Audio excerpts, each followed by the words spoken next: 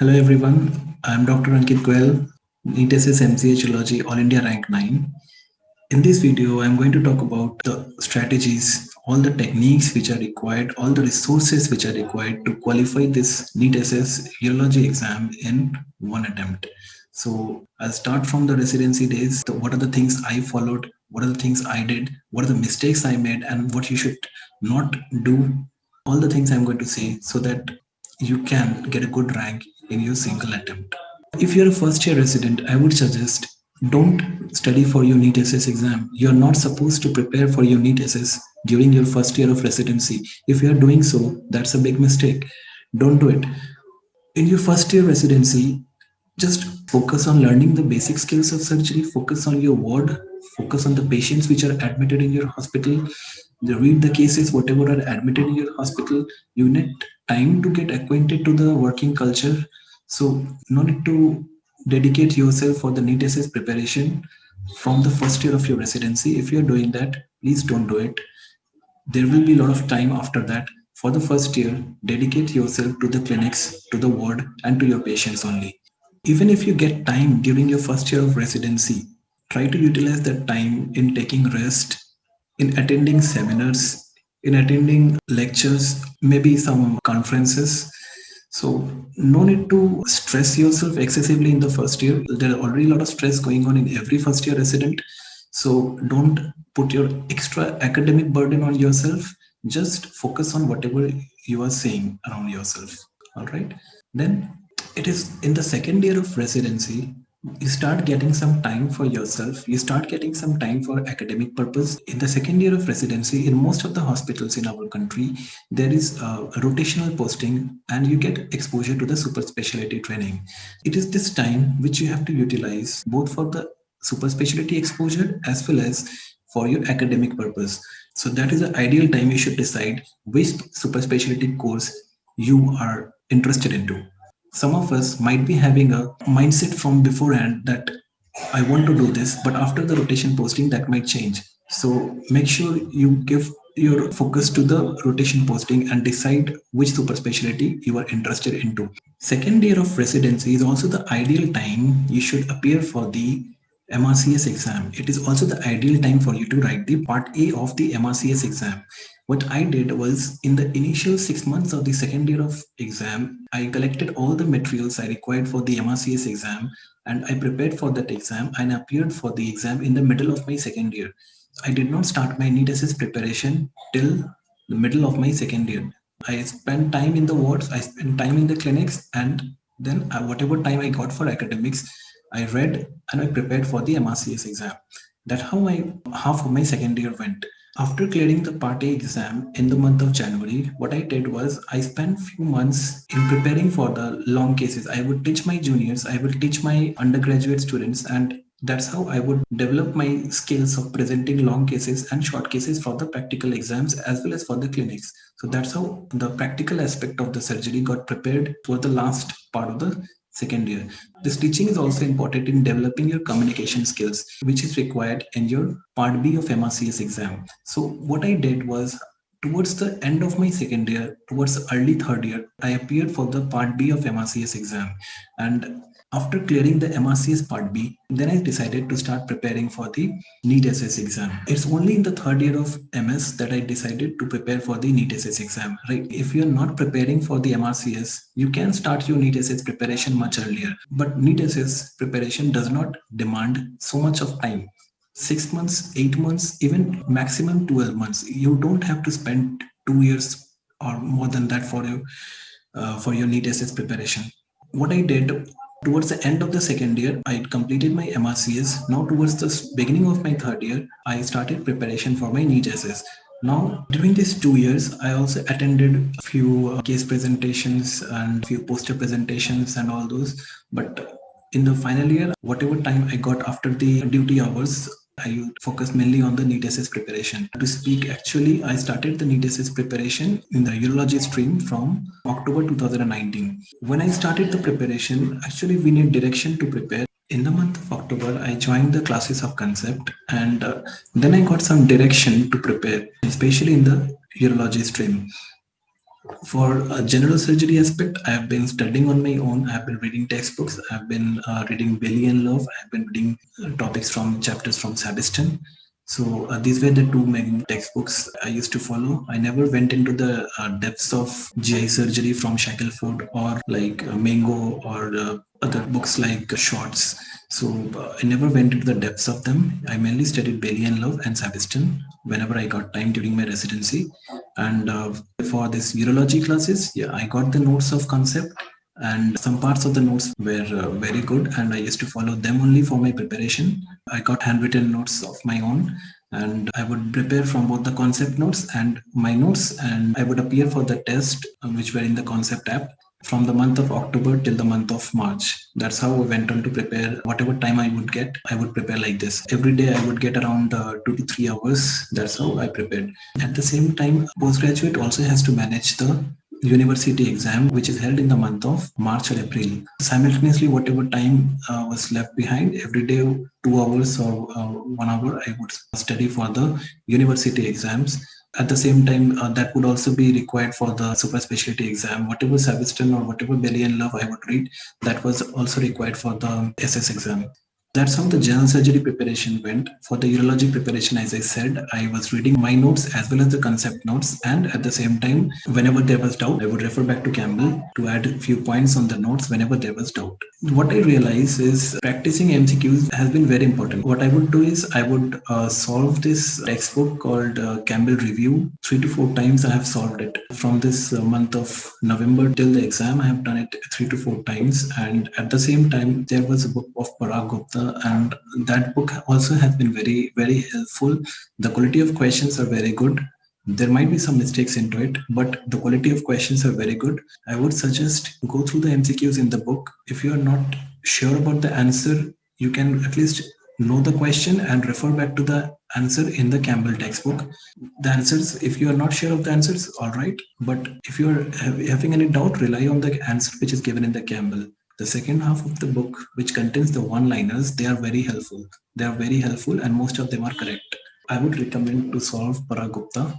At the same time, I would recommend solve Campbell Review. So I repeat, for general surgery, Bailey and Love is a compulsory textbook. You must read, if possible, every line from Bailey and Love. Try to give tests from Bailey and Love.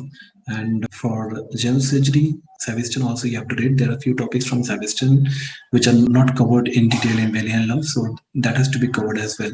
When the exam got postponed in the month of June, we had another institute coming up, the Wise Academy, and this institute also had very good content, very good faculties, and very quickly they came up with some updated version of video lectures and video conferences, and also some test series which were very useful. So basically, I had one set of revision with their lectures. I attended their lectures, and they helped in revising as well as updating the facts from the new edition of the textbook. But the most important thing, as I said, keep solving the questions, give as many tests as possible, because these MCQ exams is all about recall and concepts, and you can forget the concepts, you can forget the facts if you don't revise. If you give the test, all those things remain in your memory for a long time. So try giving the test as much as possible. So I subscribe to a lot of test series. I subscribe to the Wise test series, Concept test series, as well as I subscribe to the Euroneet Success test series. All those test series I have been solving throughout my final year. I've been doing it especially from the month of October till the day before exam. I've been solving a lot of tests, and I think solving tests is very important, as well as reading notes and revising them. Believe me, the NEET SS preparation, you know the limits, right? You know the syllabus. What I want to say, the NEET SS preparation, you know the syllabus, you know you have to read Campbell, you know there won't be questions beyond Campbell and Bailey and Love or Sabiston.